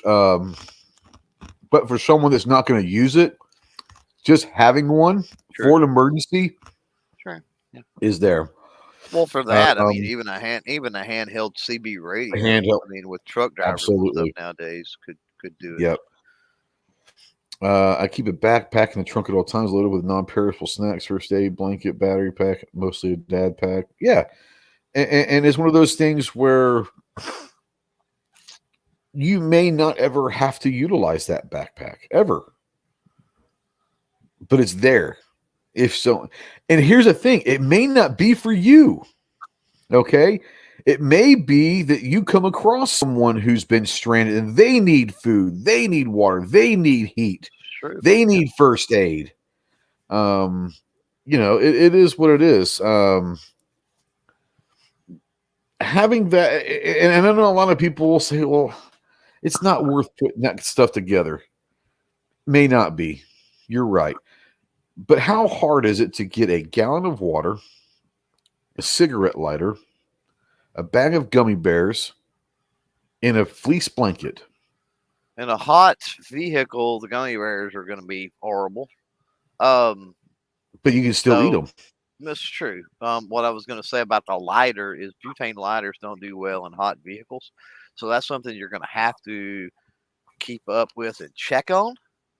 Or just or just get some matches. Yeah. Matches or, the or a road flare. Power starter, or a road flare, or the magnesium power starter, or yeah.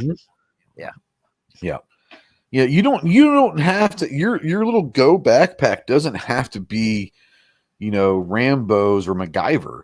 It's literally something to start with fire with, a gallon of water, whatever snack, non-perishable snack that you want to put in there, and then they'll go back to what we talked about earlier: a tarp, duct tape, and paracord.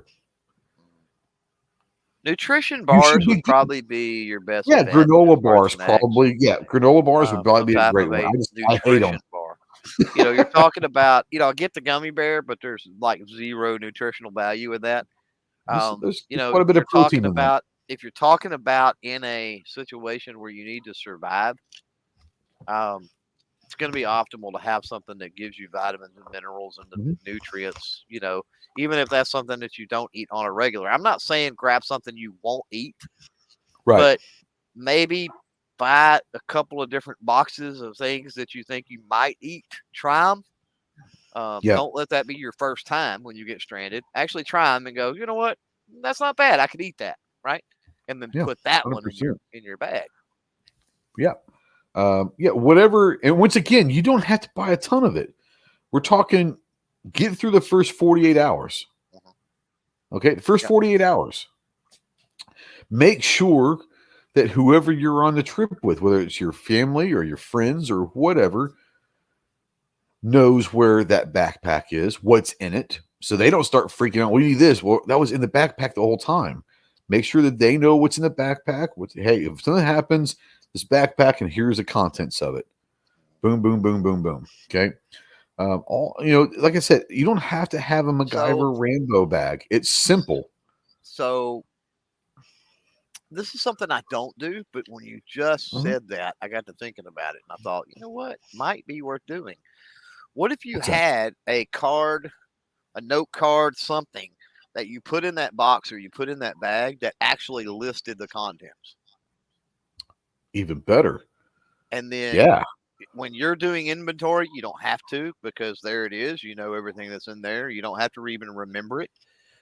If something happens with you and you're incapacitated or whatever, and somebody else goes to it, they didn't put it together, but there's a card, and so they can run through it real quick and go, hey, I've got a first aid, I've got a med kit, I've got this guy's got a med kit, he's got food, water, blah blah blah. Okay, we've got the bare essentials right here. We don't have to go and look. We can get stuff done right now to help this person out. Absolutely. Yeah. I think that's a great idea. Yeah. And you can even most backpacks, I've got backpacks all over, another within like reach. But they'll all have, like, especially the tactical bags, they have like Velcro on that. Well, you can get like an index card holder of some sort and just slap some Velcro on the back of it and put it right there in front. Good. On the outside instead of, so that one's on the outside. So people don't have to look for a card. It's right there on the outside somehow, some way. Right. Or put it in a Ziploc bag to where it's waterproof and just clip it onto a bag or something. There's all sorts of ways you can do it. You could easily pick up, a name tag holder or a luggage tag type thing that clips to the zipper or the strap. right? Absolutely. And fold, even if you write it on a regular piece of paper, fold it. And then the part that's showing in that badge Put inventory or something. Yeah. contents or something in big bold Yeah. letters, you know. Please read or something. Yeah. Yeah. 100%. Yeah, there's all sorts of stuff that I don't think people, when they think survival, I think their minds go to the worst case scenario you could possibly imagine. And they tend to forget the common stuff that could happen any day, anywhere to anyone. And it's not life threatening. It's not this apocalyptic thing. It's just shit happens. You run out of gas. You know, your car breaks down in the middle of the night and it's 2:00 in the morning. You know, you're 10 miles from anyone and anywhere, and you've got someone in the car that can't walk with you. Well, what do? You know, you got to be able for the next few hours, at least, or something. You've got to have a mental plan and write that plan down, because you're going to be freaking out. You're going to have things going through your head. Write that down. And it's literally as simple as crossing it off when you get that done. Whatever that checklist is going to keep you sane, and it's going to keep you focused on a task at hand. The bad stuff happens when your mind drifts and you start freaking out and you forget what to do. Write stuff down and say, boom, okay, no matter what, I've got to find water, I've got to find shelter, I've got to find food, I've got to find help. Well, I've already got food and water in the trunk here. I'm in my car, so I got shelter. So now I got to find help. Now, there's a lot of different ways to find help. I've got a flare back there. I can put the flare on the side of the road. I've got a cell phone. I can call 911, blah, blah, blah, blah, blah, whatever. But you've got a checklist, because you're going to forget stuff. You're going to forget. Could you even use, goes back to the duct tape thing, use the duct tape to spell out help or SOS or something on the top of your car, or maybe on the hood? I would put it on top of the car in case someone's flying over. That's what I'm saying. On like the roof, the back window also. You know, something where somebody could see it from above. I mean, you never know when you might have a small plane or you might have something that's flying over, right? Absolutely. Obviously, 100%. A commercial liner. I mean, nothing like that's gonna see it, but you never know. Someone flying a Cessna or something like that could fly low enough to see that. And I actually put it probably on the front window and the back window of your car. So if some people is driving by, they can see help on the windows. Right. You know, you never know.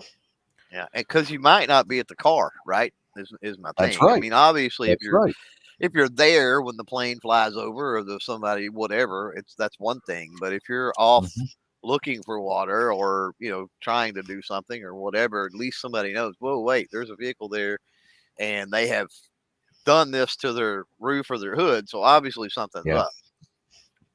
Yep. Absolutely. Yeah. There's a lot that you can do. And there's a lot of things that you can do that won't cost you anything, much less if it does a little bit of money. But the biggest thing that you can do is be prepared ahead of time. Like I said, make a checklist of what's in your backpack. Before you leave, double check that backpack. Make sure no one's taking anything out of it. Hey, okay, check. Okay, everything's supposed to be in here is in here. What if I do get caught? I want to make my little checklist. Find shelter, find food, find water, find help. And I'm going to have that. I'm going to put that in the backpack as well. So when I get that backpack, I'll pull this out. I can say, well, I've got shelter, I've got food, I need some water, and I need some help. Find fire, whatever it is, whatever that you're looking to do, checklist, because I can promise you, you can have all the mental checklists in the world. What's going to happen if you're with your family and you get into a one car accident and you roll off the highway and you roll 30 yards down a hill and no one sees your car down there? And everyone, this is dark, but this is, it is what it is. But everyone in your family is hurt. They're not dead, but they're hurt. Are you going to be in the mental state to figure out your checklist and remember everything? No, you're freaking out trying to help your family. Your checklist. get to your checklist. It's going to keep you organized. It's going to keep you mentally sharp. It's going to give you a purpose. It's going to keep you in line of what you need to do. You can always add and take off that checklist. But if you start with a basic checklist, food, water, shelter, help, it's real simple. And you can go from there. Abigail Finnegan, hello, welcome. I don't remember seeing Abigail out there, so welcome to the dark side. Man, I don't know. I feel like I'm missing something we talked about earlier, and I wanted to talk about. Have I missed something that we were going to talk about? It's been a great conversation, but I feel like I've missed something. I can't think of anything, but that doesn't mean no. I just feel like something's missing, but I don't know what it is. We talked about medications, right? Having at least your prescription and then your basic aspirins, allergy, cold, all that kind of stuff, and enough of it for multiple people. Yeah, I think we've kind of covered it all. Is there anything out there, you guys out there in the chat, when you talk about survival and we start thinking different, not just apocalyptic Red Dawn survival, but just everyday survival stuff? Anything that you guys utilize that we haven't mentioned that people might want to get out there, go ahead and throw that out there. When you talked to me earlier, we were on the phone, and you said there are different situations that you might bring different things, whether it's a content trip or it's a family trip or it's just you and your wife or whatever. And I don't want you to go into detail because if you don't want to, but what are some of the different things that you might think about changing out depending upon what kind of trip you're going on? Well, like if you're by yourself versus with your wife, like if you go by yourself somewhere for a couple of days versus when you and your wife drive to Vegas every year for SHOT Show, I'm sure you're packing different things for those two different trips. It boils down to, because you don't want to get off too deep into the weeds, and when you're talking personal stuff, everybody has to make that decision. So, but the premise is, you can minimize, right? You can go a lot more minimalist. I can, right? Than if you've got to worry about your wife, if you got to worry about your wife and your kids, if you've got, you know what I mean? At that point, you've got different levels of experience, different levels of when it comes to comfort or whatever, you know what I mean?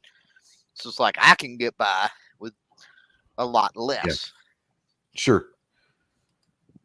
But especially kids. I mean, kids are going to throw a huge wrench in that. And when you're talking about kids, I look back to, and I never really did this, but it's something that, as we're talking and I'm thinking about it, I'm thinking about grandbabies and what happens if I ever got stranded with grandbabies. Activities. I would want some coloring books, some activity books. You know what I mean? Something just to keep them busy so I could do and focus on what I need to focus on, right? You don't want them freaking out. You don't want them bugging you and nagging you. They're the ones that probably aren't able to go hiking and down the road and all. They're going to have to stay kind of put, Right. Pick up, some little boxes of crayons and some activity books at the dollar store for, a couple of bucks or whatever. Just little things like that. And let's be honest, that could be helpful. Just on a road trip in general, not just, not an emergency situation. No doubt. So keeping those around in the car, and I don't know that crayons are a wise choice in the Texas heat, but you get what I'm saying. You could use markers or map pencils or any different type. Map pencils probably be the best way because you don't want markers in the car either because that could be dangerous. Right. Depending on the kids, how do you bring extra diapers? With you, extra formula. If they're small, I mean, you have to think of what if we can't get to a store for a while? We gotta have, if we're gonna be gone for 3 days, let's take 5 days worth of diapers and formula or whatever. You never know. G23, somebody taking a backup firearm. Well, when I go on a trip, I want to have at least 2, probably 3 with me. Yeah, something, right? I mean, I'm gonna have something. Think of the scenario. You're broken down. And even if it's only a mile or two, I mean, how many of us couldn't walk Yeah. a mile or two down a road, right?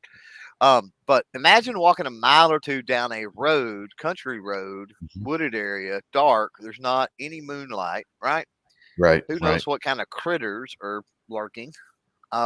This is You true. know, so flashlight, that's an obvious thing, and most people would 100%. have that, probably have that around. Yeah. But you know, what if you got that you could take with you? I mean, even if it's a situation where you're in a state you can't really carry anything, maybe a baseball bat, right? Like something where if you've got to Something that's walk, already in your baseball you know, bat. You brought if this up earlier. A tire iron yeah, something. is probably already in your vehicle. I mean, Yeah. you hit with a tire iron, they're going to get hurt. I Yeah, I promise you. guarantee you, you get some coyotes aggravating you, and you smack a couple up inside the head with a tire iron or a baseball bat. The other one's You're probably going to leave you alone. they're Yeah. probably going to leave you alone. Yeah. Yeah. And just having the light alone a lot of times. But I mean, Yeah. if you're able to have a firearm, that's where something other than your concealed carry might be Right. beneficial. A little takedown 22, for example, or maybe it's a little 22, revolver or something. So, my carry gun is either going to be probably the Mechanic, Walther, or the Beretta APX. But if I go on a trip, I'll take my Glock 19. And here's why. I'll take my Glock 19 and my little 9mm PCC because it takes Glock magazines. So now we're able to share ammo and magazines with two different weapon systems. All right. So I'll have my carry gun, but I'm also going to take the 19 and the PCC because they're going to share magazines. They both take Glock magazines. And I'll take the 30-round stick, magazines that can run in the handgun or in that PCC. That's up to you. What you do with your weapons is on you. But have a plan and know where they are, and make sure that anyone that could need to handle those weapons at least have the basic fundamental skills to utilize those. Now, if I were to go on a trip with my wife, chances are she's going to take a baseball bat or a machete because she's probably not going to touch my gun. But she can use a machete. Anyway. Yeah. A machete? Yeah, oh, shit. You can use a machete for anything. Absolutely. No doubt. Yep. Thanks, Pat in the bunker. Appreciate you, Pat, real quick. A good machete, by the way. A good machete. Yeah, this is just this is one that, but no, I've got in my vehicle, I've got about 5 or 6 different blades. One would be like a Rambo survival knife that has a compass. People forget about compass. You can get lost if you don't understand navigation. A compass is always nice to know where you are. Yeah, a machete. Map, a paper map could come in handy too. Absolutely. Paper map and a compass. If you've got a paper map, odds are you can get a general idea of where you are on that map, right? Yep. And then once you have a general idea of where you are on that map and you know which way is north, you can actually start walking to some place where you could potentially get. Hey, there's a town about 6 miles from here. Okay. It might take you 6 hours to get 6 miles. That's okay.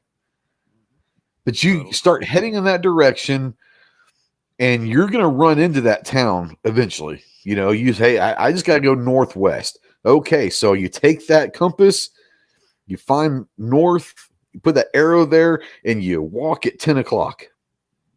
You'll run into that town eventually, or whatever.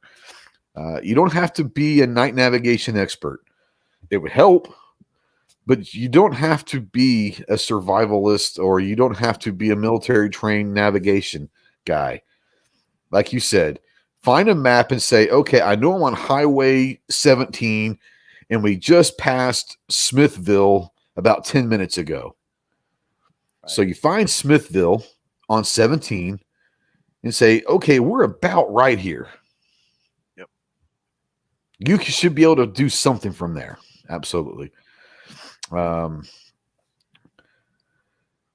Take a compass course. Yeah, I mean, sure. I would imagine that most people know how to read a compass. Maybe I'm wrong about that. I don't know.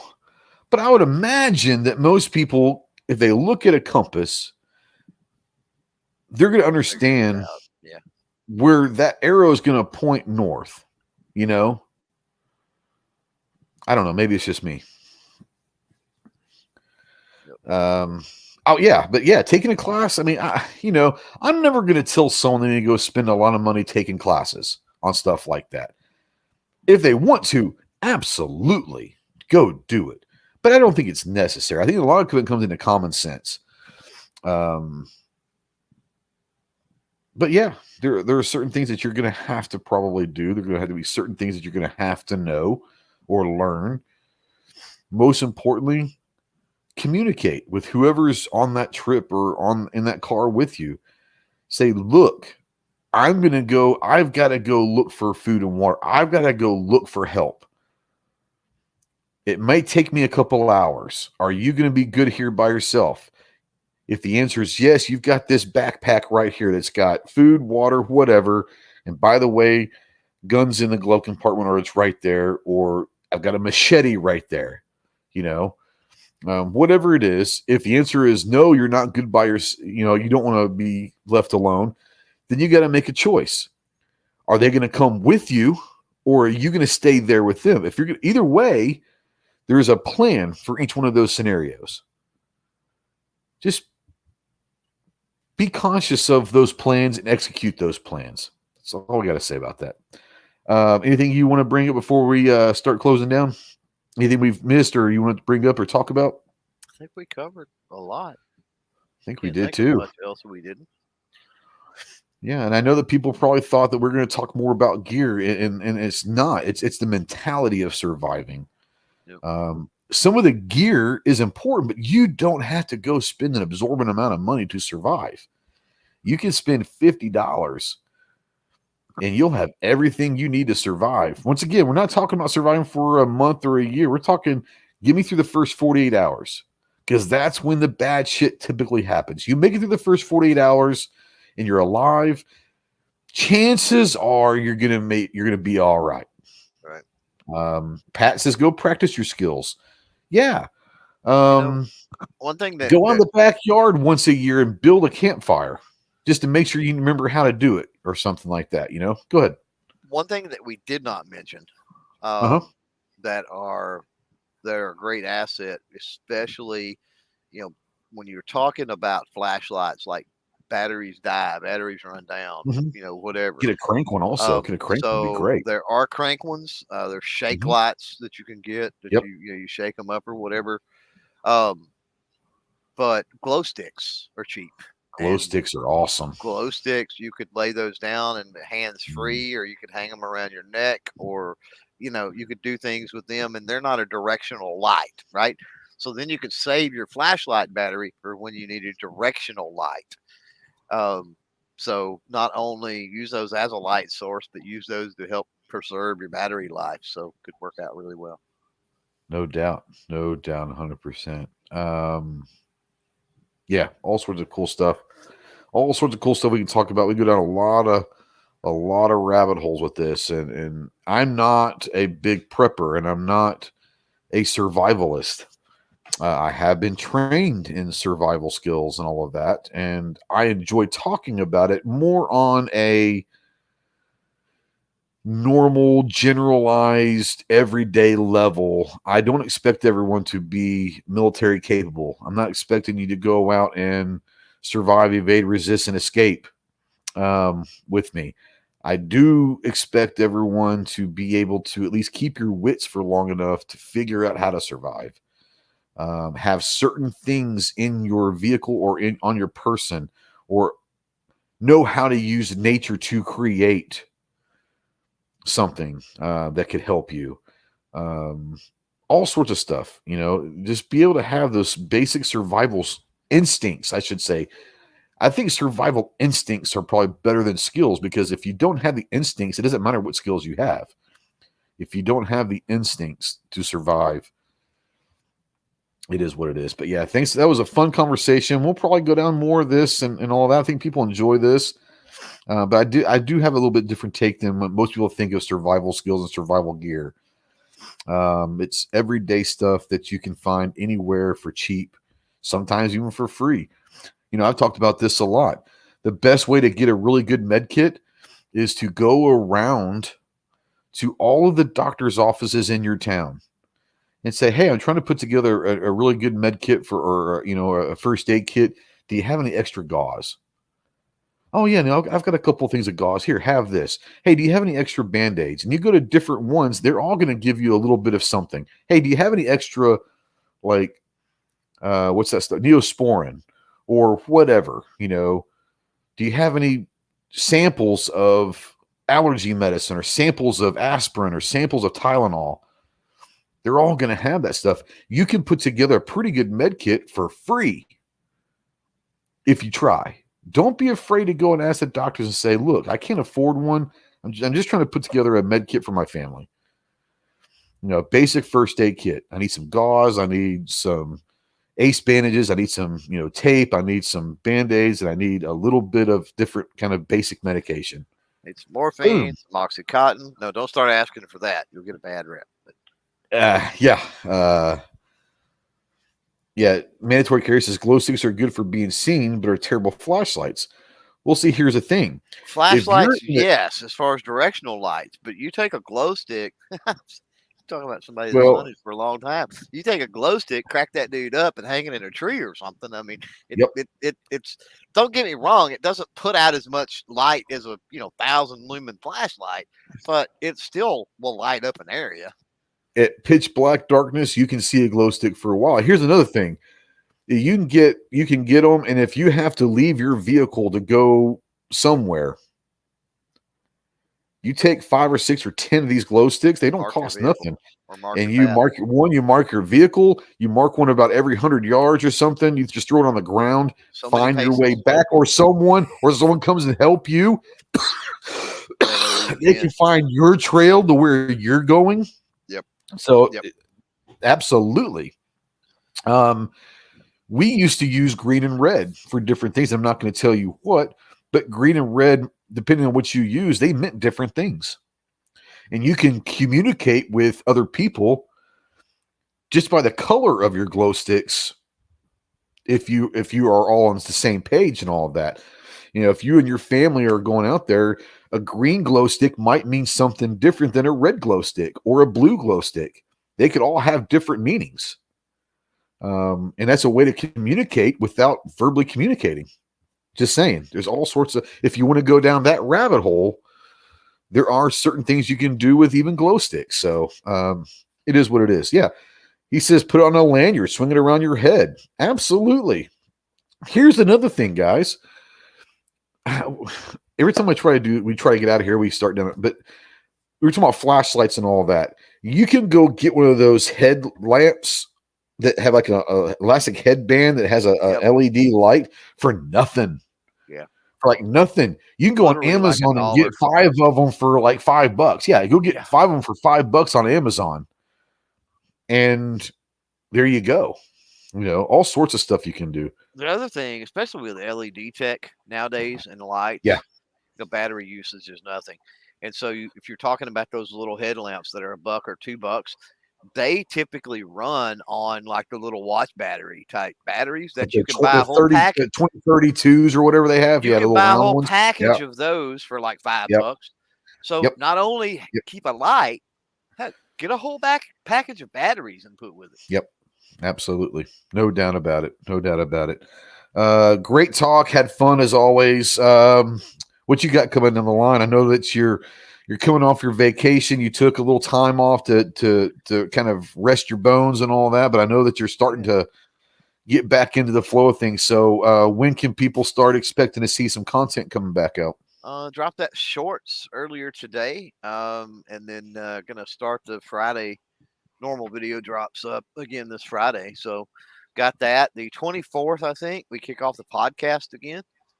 Cool. Looking on my thing here. Yeah, 24th. So I got, 10 or 12 or something so far scheduled out over the next few months on that. And then just uploaded this morning, starting on Saturday. I'll probably do an announcement video over on that channel tomorrow, but the Clover Tech Cards channel, also rebooting that. So those drops will be Saturday morning. You got a new studio that you've been working on for that as well. I got a new studio for that as well as a podcast. So Yeah. those will start dropping. The CloverTac gun content will start dropping Friday evening, and then the CloverTac cards content will start dropping Friday morning. So There you go. yeah, getting back into the swing of everything. Yeah. And I know people out there, and this is what I love about everyone that keeps in touch with what I'm doing on my channel. Everyone knows that this time of the year is crazy for me at work. They know that July and August are the 2 months that I try to put content out there, but there are multiple weeks at a time that I'm not able to get anything done because of work and all that. Thank you for those that are always still standing by. Understand that I do have a full-time job and this is not my gig. I enjoyed doing this. I just wish I had more time for it. But let me get through August. And once I get through August, I'm going to try to start doing some stuff in the next week or so, just try to get up to the range a little bit.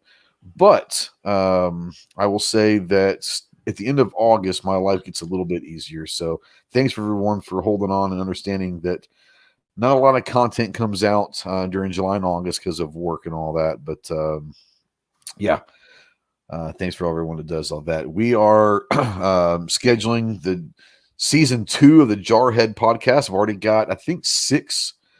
I know of 5. I think I've got 6 confirmed guests. We'll actually start recording in September, but that's going to be once a week for October, November, and December. So 10 to 12 episodes is all we're going to do for the Jarhead podcast. We got some really cool guests coming up in season 2 of the Jarhead podcast and all that. So we're looking forward to that. Obviously, this is a weekly thing. We're going to do this for always. And hopefully get some more gun content and all that stuff out there once my schedule gets a little less hectic. But we are looking forward to that as well. So thanks, guys, for always watching. Get out there. Be more proficient with your firearms. Take someone new to the range. Maybe they can become an ally instead of an enemy if you take them to a safe, fun first experience. Go take $50 to your local Walmart or Harbor Freight or Amazon. Buy yourself some kind of tarp, duct tape, paracord. Get yourself a flashlight. Get yourself a gallon of water, a road flare. You can buy the basic necessities for under $50. Put them in a shoebox or put them in a little backpack. Put them in the vehicle, and you'll always have them. So cheap absolutely. Pocket knife. I mean, what happens if you you're in a situation where you lose yours or you've forgotten it or whatever the case may be? Absolutely. This one right here. You can pick up a pocket knife for $2 or $3. Yeah, this thing is sharp as hell. I got it at one. It would it doesn't even have a brand on it, like anywhere. I have no idea. I think I got this for like $2 at Walmart. Mm-hmm. This is a big enough blade to get some damage done and defensive, but it can also whittle into something. You can stab an animal with it, whatever. This is all you need. I mean, it sounds crazy, but you can survive with this if you know how to use it. Like you said, $2 or $3. And I tell you what, if you're able to, go to your local Walmart or whatever, go to the outdoor section, and they're always going to have something on sale on clearance. And you don't have to, it might be like, hey, this week, freaking glow sticks are on sale, or magnesium fire starters on clearance. Oh, I can get 3 of them for the price of 1.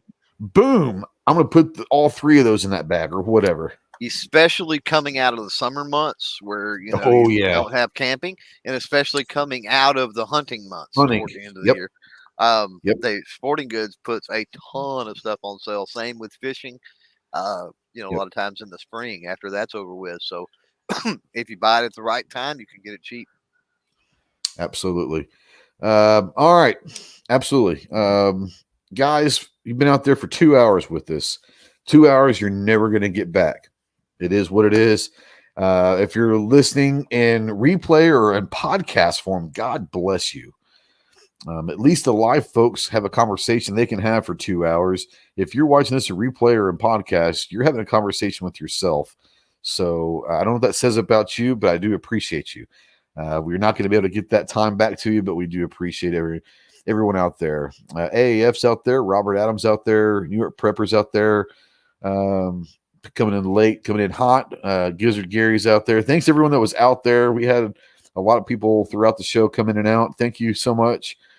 We enjoyed it. Like I said, get out there, practice, hone your skills, hone your communication, and be prepared for anything at any given time. So, guys, we'll see you soon.